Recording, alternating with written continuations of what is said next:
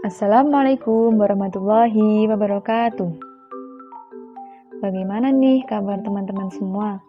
Semoga kita semua tetap dalam keadaan baik-baik saja ya.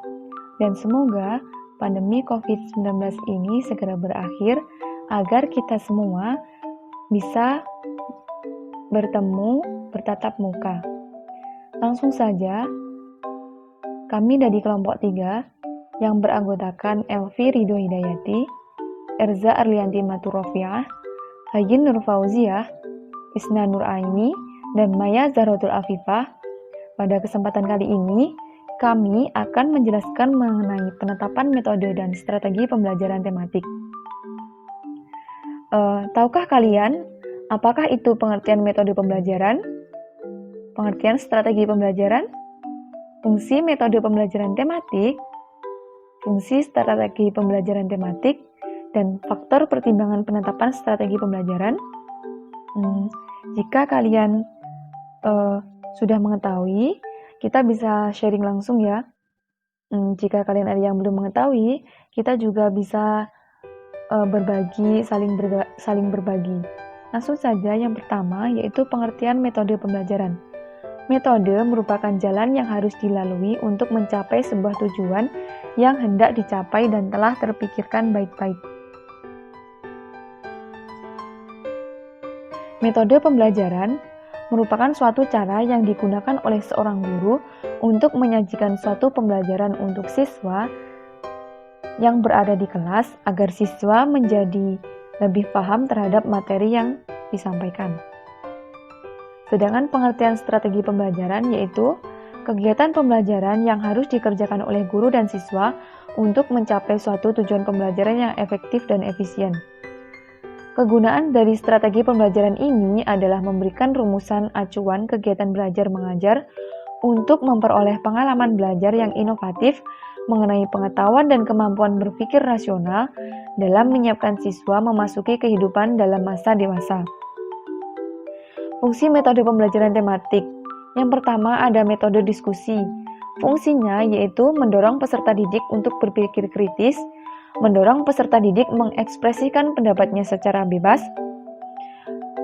mendorong peserta didik menyumbangkan pikirannya untuk memecahkan masalah bersama, dan mengambil suatu alternatif jawaban untuk memecahkan masalah berdasarkan kesepakatan bersama. Metode pembelajaran tematik yang kedua yaitu ada metode tanya-jawab. Fungsinya yaitu yang pertama, untuk mengetahui sejauh mana materi pelajaran yang telah dikuasai oleh peserta didik. Yang kedua, untuk merangsang peserta didik dalam berpikir.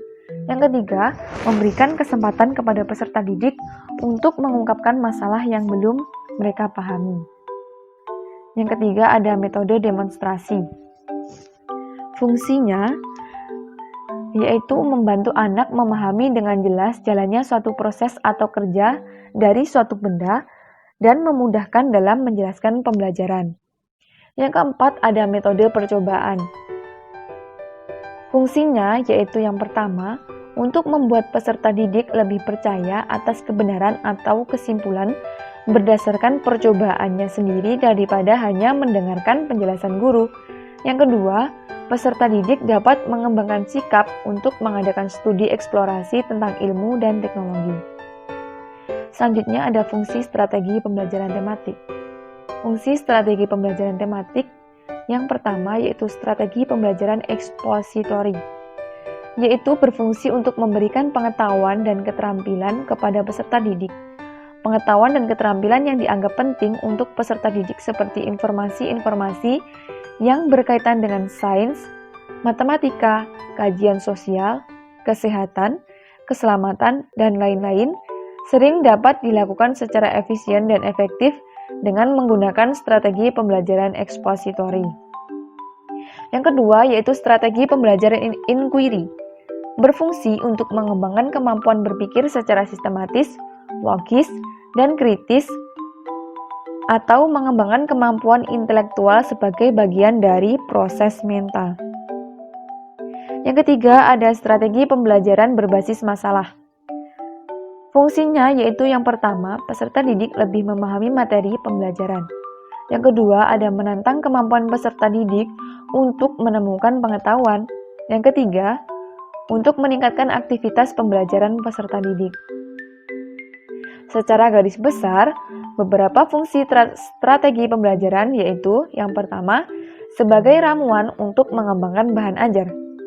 Yang kedua, yaitu sebagai perangkat kriteria yang mengevaluasi bahan ajar yang telah ada. Yang ketiga, yaitu sebagai seperangkat kriteria dan formula untuk merevisi bahan ajar. Yang keempat, yaitu sebagai kerangka kerja untuk merencanakan catatan ceramah kelas, latihan kelompok, dan penugasan pekerjaan rumah. Jadi dari strategi pembelajaran yang kita gunakan bisa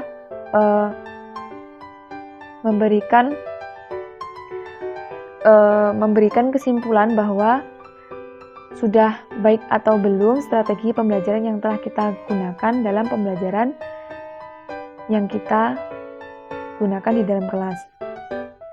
Yang selanjutnya itu ada faktor pertimbangan penetapan strategi pembelajaran. Yang pertama ada tujuan pembelajaran. Tujuan pembelajaran merupakan komponen utama yang harus dipertimbangkan dalam memilih dan menggunakan strategi pembelajaran. Jenis-jenis tujuan pembelajaran yang dikemukakan oleh Gagne berkaitan dengan kategori tujuan pembelajaran.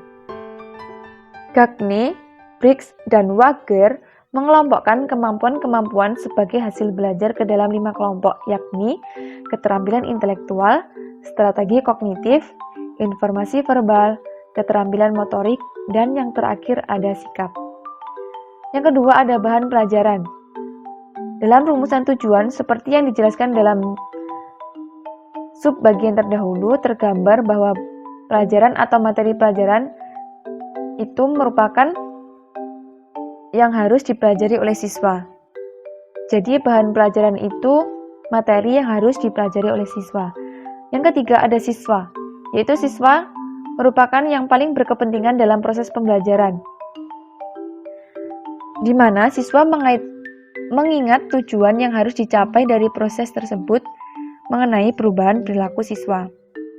Yang keempat ada guru. Setiap guru memiliki kelebihan dan keterbatasan. Sebagai contoh, di lapangan kadang-kadang ada guru yang jika menerangkan pelajaran sangat menarik perhatian siswa dan jelas.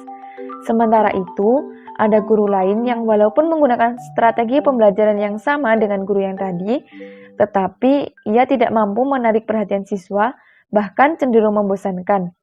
Hal ini terjadi mungkin karena guru yang pertama tadi memiliki kelebihan dalam hal seni mengajar. Terima kasih. Kiranya sedikit penjelasan dari kelompok kami, semoga bermanfaat. Akhiron, wassalamualaikum warahmatullahi wabarakatuh.